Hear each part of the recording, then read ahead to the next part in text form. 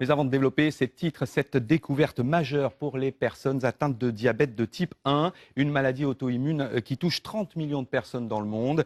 Une équipe de chercheurs niçois a réussi l'exploit de régénérer chez les souris les cellules qui fabriquent de l'insuline. Un immense espoir pour tous les diabétiques. Chantal Fadil, Laurence Collet.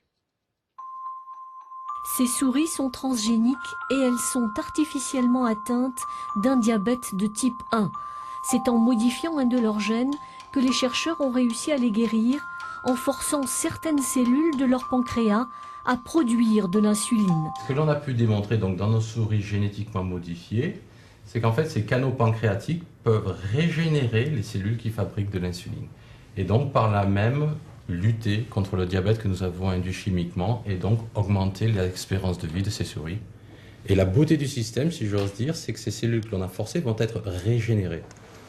Autre avantage, ces cellules peuvent être mobilisées et transformées plusieurs fois. On peut perdre et régénérer les cellules 4 fois dans le pancréas de souris, ce qui laisse à penser que le potentiel du pancréas à régénérer les cellules qui fabriquent de l'insuline est extrêmement important. Une découverte qui suscite un énorme espoir chez les personnes atteintes de diabète de type 1. Elles sont 30 millions dans le monde. Jusqu'à présent, c'est une maladie qui ne se guérit pas.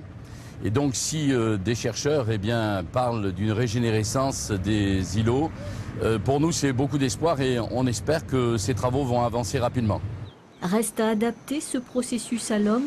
Les chercheurs y travaillent, mais il faudra attendre entre 5 et 10 ans avant qu'un médicament soit mis sur le marché.